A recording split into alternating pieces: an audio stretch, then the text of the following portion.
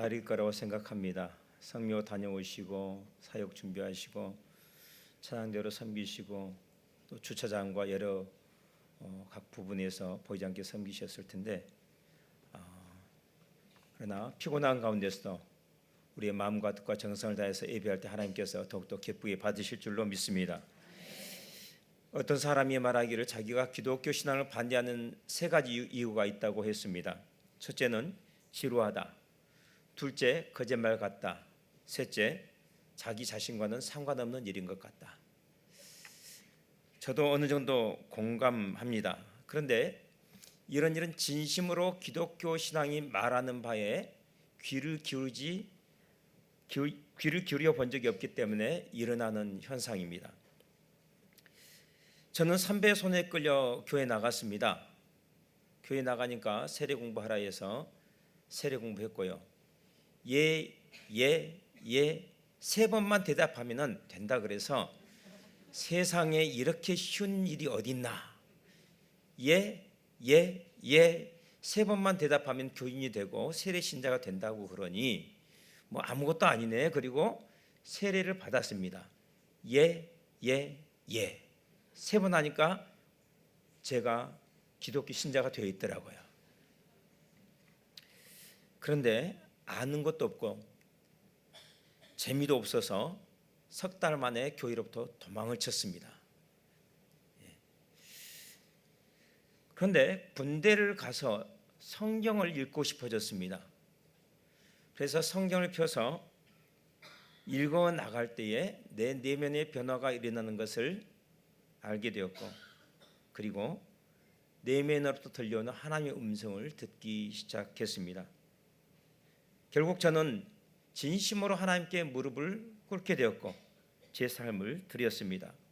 그때 하늘의 광채가 제게 비쳤고 제 삶은 이전에 일찍이 맛볼 수 없었던 경이로움으로 가득 차게 되었습니다. 그때부터 기독교 신앙은 내게 즐거움이요 기쁨이었습니다. 기독교 신앙은 내 삶의 희망이요 힘이었습니다. 기독교 신앙을 반대하는 사람의 대다수는 실상 정말로 기독교 신앙이 말하는 것이 무엇인지 진지하게 경청하고자 노력해 본 적이 없는 사람들입니다. 저도 한때는 그런 사람이었죠. 기독교 신앙은 권력자들이나 지식인들이 보기에 별로 매력적이지 않습니다. 예수 그리스도의 주장은 너무나 분명해서 이 세상 사람들이 보기에 때로는 독선적으로 보이기도 하고 때로는 거짓말처럼 들리기도 합니다. 어떤 사람은 기독교 신앙이 주장하는 것이 거짓이라는 것을 증명하기 위해서 성경을 연구하기로 결정했습니다. 내가 성경을 연구해서 이 성경이 거짓이라는 것을 입증하면 기독교 신앙은 이 땅에서 사라지게 만들 수 있을 것이라고 생각한 것이죠. 그러나 그가 그 성경 연구를 끝내기도 전에 그는 그 성경을 통해서 살아계신 하나님의 음성을 들었고 살아계신 하나님과 인격적으로 만나는 경험을 하게 되었습니다. 많은 사람들이 이와 유사한 경험을 했습니다. 누구든지 성경이 증언하는 내용에 진지하게 귀를 기울이고 경청하면 살아계신 하나님의 음성을 듣게 되어 있습니다. 살아계신 하나님과 인격적인 만남을 하지 않을 수가 없는 것이죠. 문제는 내가 기독교 신앙이 말하는 그 내용, 성경의 증언에 정말로 진지한 태도로 듣고자 하는가, 이것입니다. 성도 여러분, 기억합시다. 하나님은 살아계신 분입니다. 우리가 살아계신 그 하나님 앞에 설 때에 그분은 우리를 보시고 그분은 우리의 말을 들으시고 우리의 기도에 응답하시는 분입니다. 그러나 하나님은 시험하는 자의 기도에는 응답하지 않으십니다. 확고한 믿음을 가지고 하나님을 찾을 때 하나님은 만나주시죠. 우리의 마음과 뜻과 정성을 다해서 진지한 태도로 열성을 다해서 하나님을 구하면 하나님은 우리에게 붙잡혀 주시는 분입니다. 오늘 밤 우리가 읽은 요한복음 14장 6절의 본문에서 예수님은 하나님께 이르는 길에 대해서 묻는 도마의 질문에 답변하고 계십니다. 내가 곧 길이요 진리요 생명이니 나로 말미암지 않고는 아버지께로 올 자가 없느니라. 아주 분명하고 단호한 말씀이시죠. 만약에 이 말씀을 진작에 대하는 사람이라면 이 말씀에 대해서 어떤 식으로든지 응답하지 않을 수가 없을 것입니다. 믿든지 거부하든지. 도마는 모든 길을 찾는 인간을 대표합니다. 사람들은 참된 삶이 무엇이며 삶의 의미와 목적이 무엇인지 질문합니다. 철학자 폴 틸리에는 인간은 항상 세 가지 공포를 가지고 산다고 말했습니다. 의미 없음에 대한 공포, 죽음에 대한 공포, 죄에 대한 공포입니다. 사람들은 삶의 의미를 찾습니다. 사람들은 영원한 생명을 찾습니다. 사람들은 죄의 가책으로부터 벗어나고 싶어 합니다. 모든 철학과 종교는 이 세 가지 질문과 이 세 가지 근원적인 갈망에 대한 답변입니다. 예수님을 알기 전에 저는 니체를 참 좋아했습니다. 그 사람이 굉장히 멋있게 보였어요. 그런데 니체의 시를 읽으면서 정말 무엇인가 철학적인 냄새가 나고 굉장히 멋있어 보이는데 제가 느꼈던 것은 무엇인가? 이 사람이 무엇인가를 찾고 있는데 자신도 발견하지 못한 것 같다는 느낌이었어요. 실제로 니체의 삶이 그랬죠. 철학이란 그런 것입니다. 원래 아무리 멋있어 보여도 아무리 지적이고 그럴싸해 보여도 철학은요 자기가 찾는 그 무엇인가에 대해 답을 주지 못합니다. 예수님을 알기 전 저는 불교가 참 좋았습니다. 매주 중에 혹은 주말에 학교 수업이 끝나면 초등학교 때부터 주변의 산을 돌아다니면서 절간을 찾았어요. 무더니 절간 발견하면 너무 기뻤어요. 거의 태화를 보면서 그 그림의 의미를 이해하려고 참 많이 애를 썼어요. 그런데요, 참 이상하죠. 불교를 추구할수록 삶의 공허감, 존재의 무의미함이 사라진 게 아니라 오히려 더 커지더라고요. 그럴 수밖에 없잖아요. 불교 자체가 무지 않습니까? 불교란 그런 종교예요. 불교는요 절대 삶의 공허감과 무의미함을 해결해 주지 못합니다. 많은 길이 제시되는데 과연 어떤 길이 올바른 길인가 하는 것이 관건이죠. 어떤 길이 올바른 길인가에 대해 답을 하려면 먼저 다음 질문에 대답할 수 있어야 됩니다. 도대체 인간은 왜 삶의 의미를 찾는가? 왜 인간은 동물처럼 먹고 마시고 즐기는 것에 만족하지 못하는가? 철학이나 자연과학 그리고 다른 종교는 이 문제에 결코 답을 주지 못합니다. 단지 이런 현상이 있습니다. 이런 현상이 있는데 이런 현상을 해결하는데 이렇게 하면 도움이 됩니다. 그 정도죠. 그러나 기독교 신앙은 이 문제에 대해 아주 확신 있게 말합니다. 사람은 하나님이 창조하셨으며 하나님의 형상을 닮아 창조되었기에 하나님과의 관계 속에서 살도록 되어 있다고. 하나님과 올바른 관계를 맺을 때 비로소 인간은 삶의 참 의미를 발견하고 깊은 만족과 평안을 누리게 되어 있다고 성경은 확고하게 선언합니다. 하나님은 인정하지 않으려는 어떤 사람도 그의 존재 깊은 곳에 있는 불안과 허무 그리고 무의미를 떨쳐버리지 못할 것입니다. 그래서 하나님을 부인한 어떤 유명한 칼럼니스트는 이렇게 말했습니다. 자기 속에는 빈 구멍이 있어서 아무리 많은 음식과 음료수로 채워 넣어도 아무리 많은 자동차와 텔레비전으로 그 안을 채워 넣어도 아무리 잘 자란 아이들과 충실한 친구들이 그 가장자리를 행진하더라도 그 빈 구멍이 아프다는 것 외에는 아무것도 알지 못하는 사람들이 많이 있다. 물론 그 가운데 자기 자신도 들어있는 것이죠. 예, 기독 신앙을 부인하는 사람들도 알고 있습니다.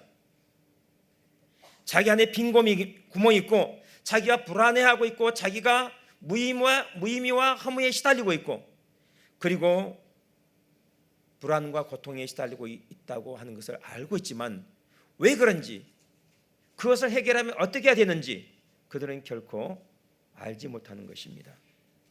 왜냐하면 기독교 신앙이 증거하는 것에 대해서 단 한 번도 진지하게 귀를 기울여 본 적이 없기 때문입니다. 모든 인간은 영원한 생명을 추구합니다. 그러나 누구도 죽음을 피해갈 수는 없습니다. 그리고 죽음은 순서가 없이 찾아옵니다. 어제 참 가슴 아픈 이야기가 있더라고요. 초등학교부터 매우 친하게 지냈던 5명의 학생들이 자동차를 렌트해서 놀았는데 그만 사고로 5명이 똑같이 하늘나라로 갔습니다. 그 부모들이 아직도 젊은데 그렇게 먼저 가리라고 누가 생각이나 했겠습니까? 죽음이란 그런 것입니다. 이 땅에 살아가는 사람들 중에는 또한 지독한 외로움에 시달리는 이들이 너무나 많습니다. 록그룹 퀸에 리드했던 프레디 머큐리는 이렇게 죽기 전에 고백했죠. 세상의 모든 것을 다 가지고도 가장 외로운 사람이 될 수 있다. 성공은 나를 기계적인 우상으로 만들었고 천문학적인 돈을 벌게 해주었지만 나에게 우리 모두가 필요로 하는 그 단 한 가지만은 가지지 못하게 했다. 사랑으로 지속되는 관계, 바로 그것이다.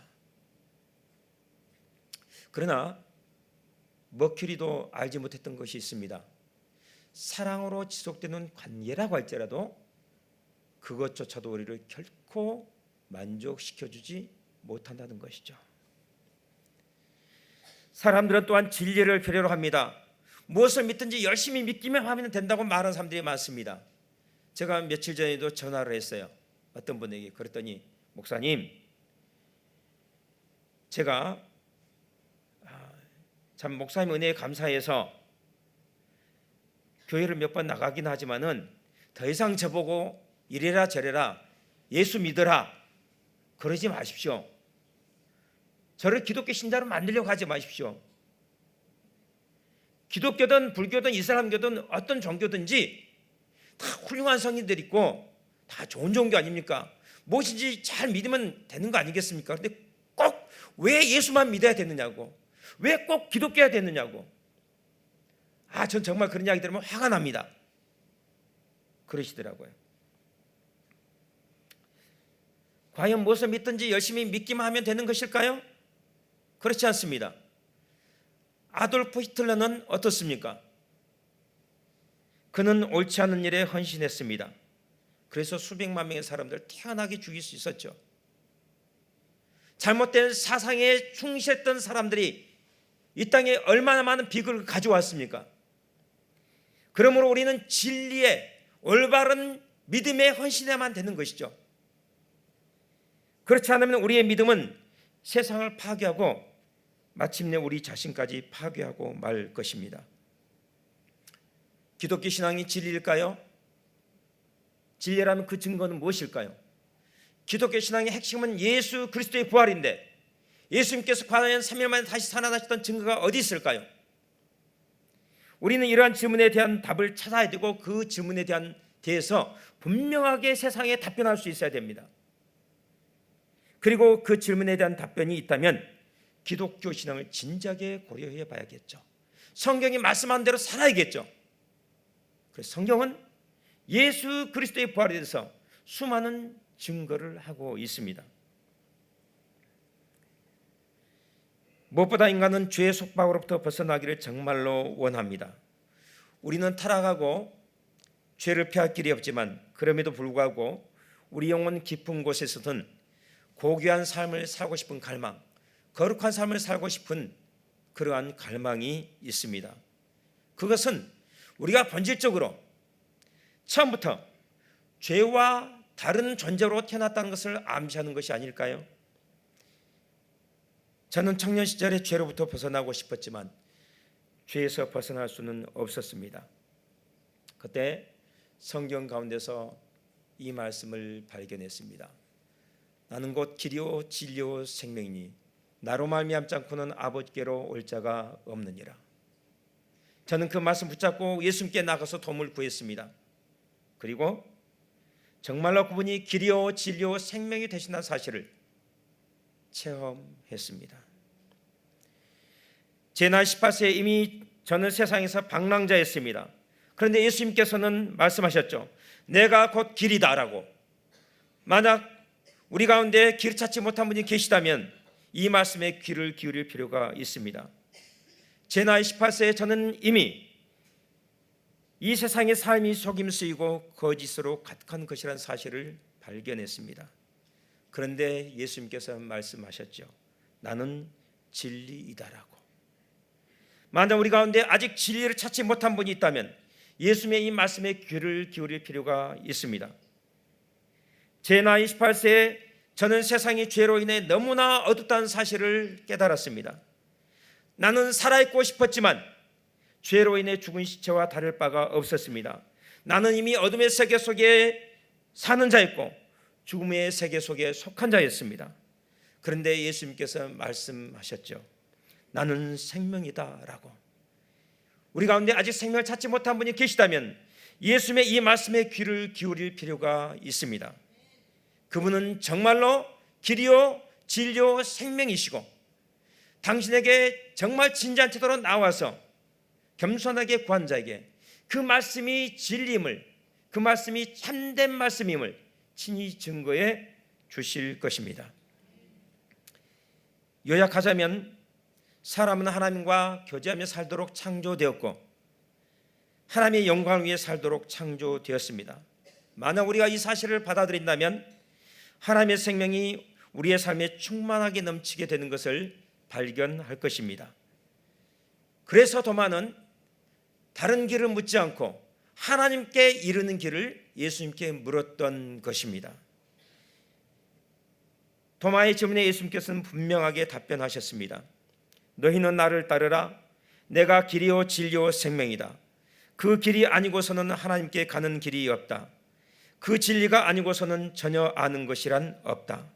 그 생명이 없이는 사는 것이란 있을 수 없다. 나는 너희가 따라야 하는 길이다.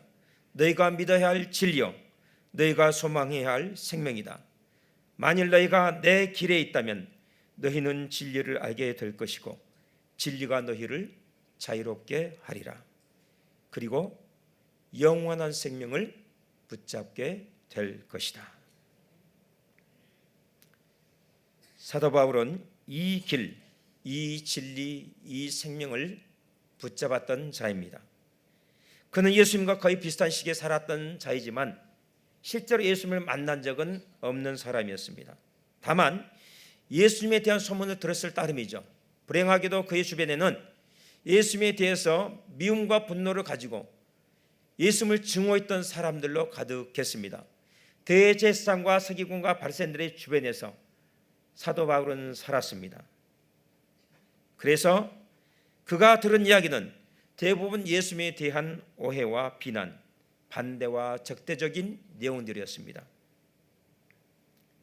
그래서 그는 예수님을 믿고 따르는 자들이야말로 이 세상에서 가장 쓸모없는 자들이요 없애버려야 할 자들이라고 확신했습니다.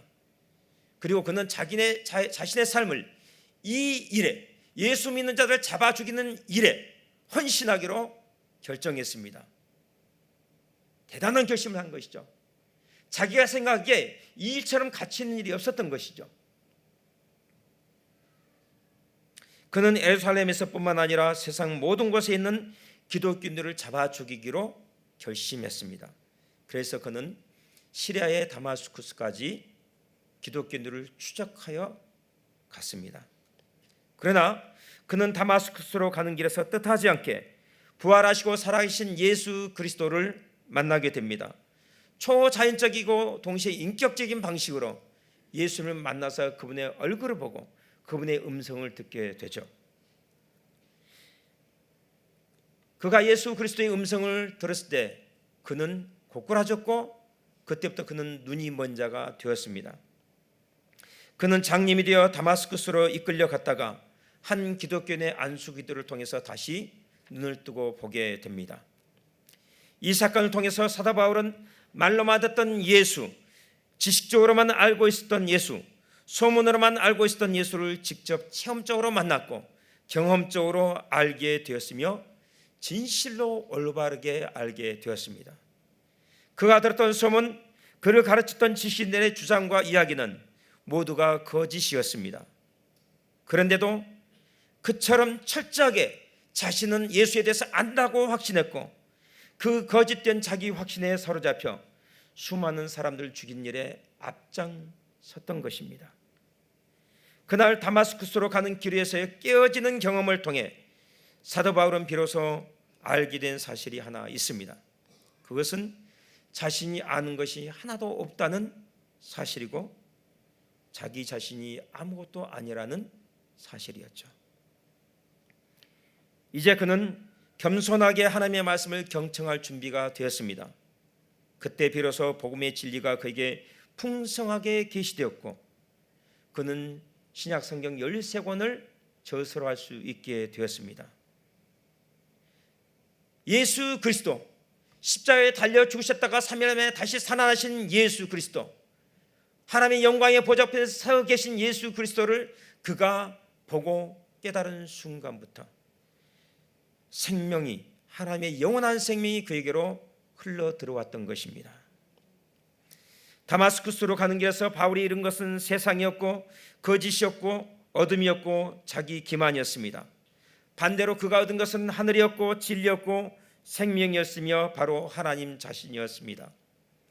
생각하지도 못했던 순간, 상상하지도 못했던 자리에서 그는 하늘이 열리고 하나님의 영광의 커튼이 살짝 젖혀지는 순간에 하나님의 길이요, 하나님의 진리요, 하나님의 생명이 되신 예수 그리스도의 영광을 보았습니다.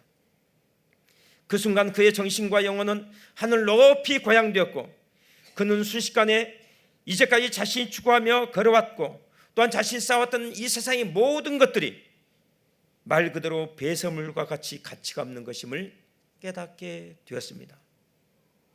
이 세상에 하는 일들 가운데서 가치가 없는 일이 어디 있겠습니까? 그러나 이 세상에서 아무리 가치가 있는 일이라고 할지라도 예수 그리스도의 그 영광의 복음을 전하는 일에 비하면 예수 그리스도의 그 영광의 몸인 교회를 세우는 일에 비하면 그 모든 것들은 다 배설물과 같고 쓰레기와 같다는 그 분명한 깨달음에 이르게 되었던 것입니다. 누구든지 하나님의 영광을 조금이라도 본 사람은, 누구든지 예수 그리스도의 영광을 조금이라도 깨달은 사람은 다 동일한 고백을 할 수밖에 없습니다. 이 세상에 지금까지 내가 추구했던 모든 것들은 다 쓰레기요 배설물과 같다라고. 실제로 배설물은 아니죠. 그러나 그렇게 느끼는 겁니다. 왜요? 자기가 봤던 그 하나님의 영광, 예수 그리스도의 영광이 너무나 크고 위대하고 아름답기 때문에요.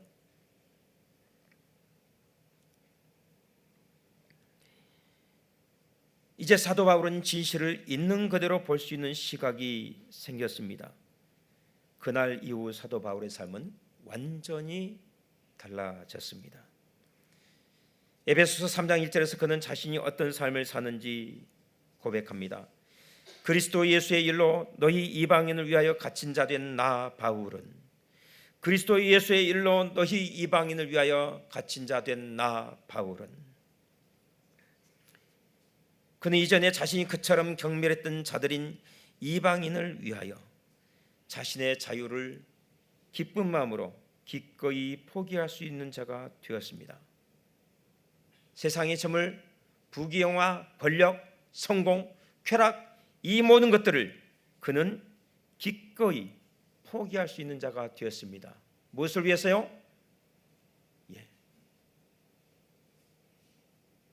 사람들을 섬기기 위해서요. 오늘 세상은 자기 자신의 이익을 추구하기 위해서 불의와 부정직과 속임수와 그리고 모든 억압으로 다른 사람들의 권리를 짓밟는 사람들로 가득합니다. 이 세상 가운데서 정말로 필요한 사람이 있다면 바로 사도 바울처럼 부활하신 예수 그리스도의 영광을 보고 그 내면이 변화되어서 이 세상의 것들을 배설물처럼 여길 수 있는 바로 그러한 사람이 아니겠습니까? 이 세상에 참된 삶이 어디 있습니까? 우리가 좋은 자동차를 사고 좋은 집을 사고 멋진 옷을 입는다고 해서 우리 삶이 경이로운 삶으로 아름다운 삶으로 정말로 우리 영혼 깊숙한 곳에까지 참된 만족을 주는 그런 삶으로 바뀔 수 있을까요? 네, 그럴 수 없다는 것 여러분 잘 알고 계십니다. 우리 삶이 경이로움으로 가득 차고 정말 신선해지며 정말 아름답게 변하는 것은 다른 것으로 인해서가 아니라 십자가에 달리신 예수 그리스도를 발견하는 데서 시작되는 것입니다. 오직 그분만이 우리에게 참된 삶, 진정으로 아름다운 삶, 환희로 가득한 경이로운 삶을 선물해 주실 수 있으세요. 예수님은 단호하게 말씀하십니다. 나는 길이요 진리요 생명이니 나로 말미암지 않고는 아버지께로 올 자가 없느니라. 제가 이 말씀에 귀를 기울였을 때 확실하게 일어난 한 가지가 있습니다. 죄인이 이 세상에서 하나 줄어들고 조금이라도 이 세상에 쓸모있는 한 사람이 더 늘어났다는 사실이죠.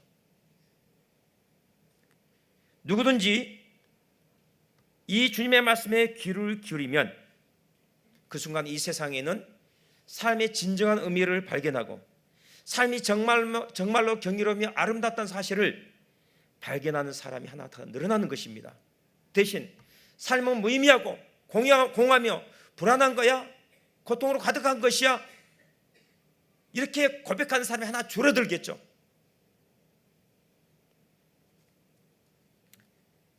저는 이 시간 초대합니다.